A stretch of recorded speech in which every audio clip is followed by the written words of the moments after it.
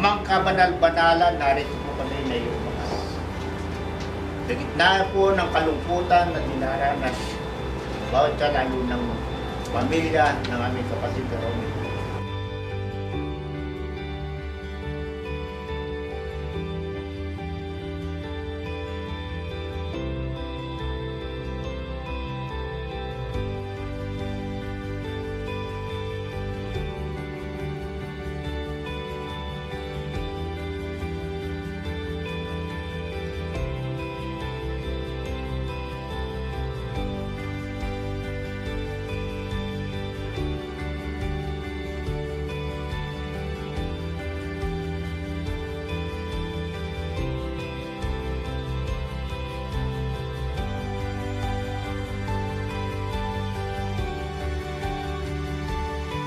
Pakikita natin may pag-asa kahit mayroong pinangangambang kahit kamatayan. Una po, there is a promise of resurrection. May pangako ng muling pagkabuhay.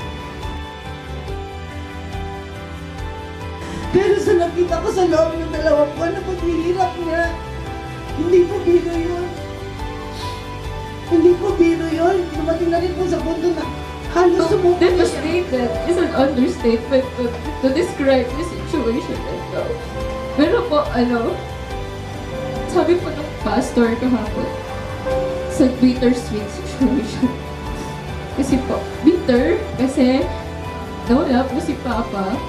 Sweet, kasi tapos na po yung paghihirap niya, yung sacrifice niya. There's no more pain, no more suffering.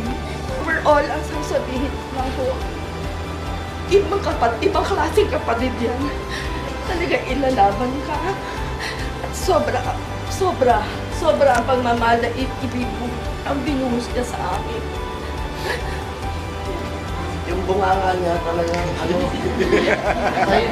parang lagi siyang galit sa mundo. Pero sabi nga ni Boy, huwag mong didibdibin kasi wala yun eh. Ano lang eh, mukha ng bunganga ka. Laging salita lang. Pero wala sa kanya yun eh.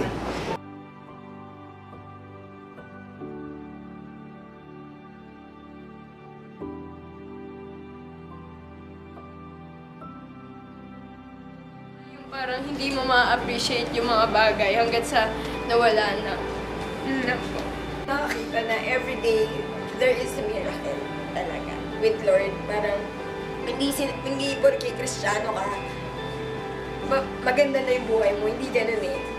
Mas lalo kang bibigyan ni Lord ng mga problema kasi ititest niya talaga yung faith mo.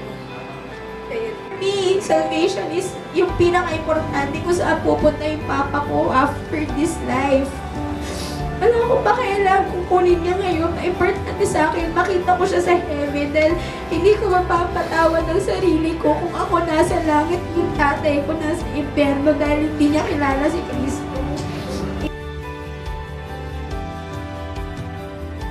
Po, maalala po natin siya na hindi yung ugali niya na inipin, musdote at palamagura. Alalahanin po natin siya yung kagandahan po ng puso niya. Alam natin lahat na marami siyang natulungan.